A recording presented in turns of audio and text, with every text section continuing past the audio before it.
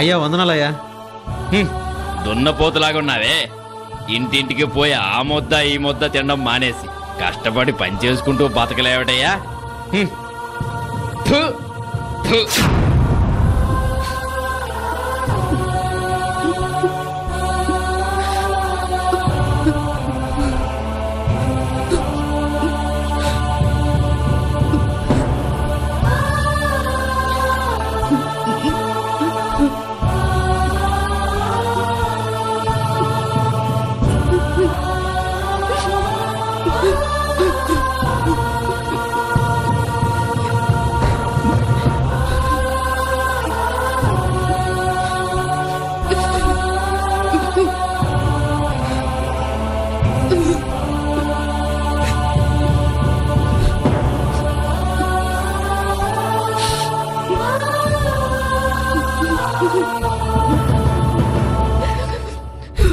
అమ్మా వందనాలమ్మా, పోయిస్తాను.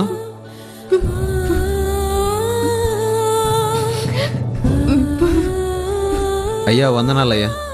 సర్లే వెళ్ళు.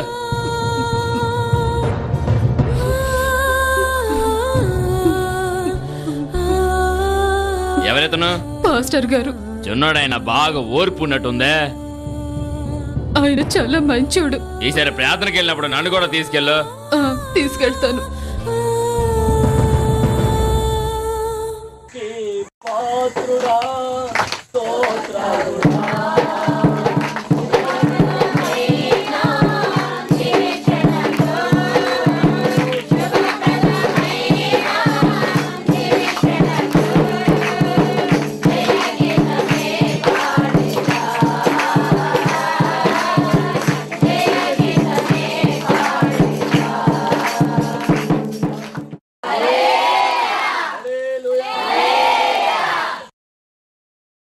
ఆ రోజు వాక్య పరిచర్యలో దేవుని పిల్లలను అవమానపరచి హింసించిన సౌలు గొప్ప వెలుగులో యేసును చూచి పౌలుగా మార్చబడిన సంగతి, మరెందరో మూర్ఖులను ప్రభువు మార్చిన వివరణ, యేసయ్య ప్రేమ, శిలువ త్యాగము, యేసయ్య క్షమాభిక్ష వివరించబడింది.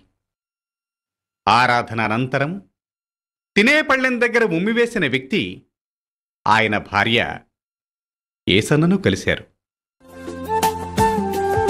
వందనాలయ్యా. వందనాలండి. నిన్న మీరు మా ఇంటికి వచ్చి భోజనం చేస్తున్నప్పుడు ఏదో తెలియక ఉమ్మేశాడయ్యా. ఆ తర్వాత మీ ప్రేమని బట్టి మంచితనాన్ని బట్టి ఆయనలో చాలా మార్పు వచ్చిందయ్యా.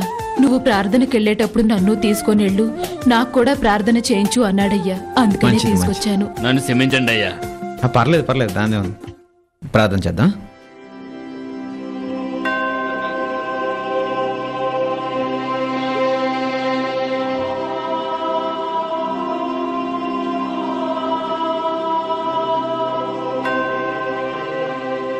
ఆమెన్. కానుక తెచ్చానండి అయ్యా, ప్రార్థన చేస్తూ రండి. పదండి.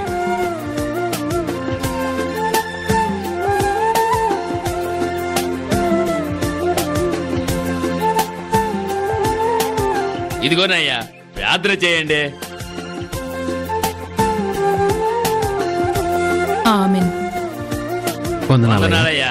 2 సార్లు ఉమ్మివేసి మూర్ఖంగా ప్రవర్తించిన వ్యక్తి 2 బస్తాల ధాన్యం కానుకగా ఇచ్చారు.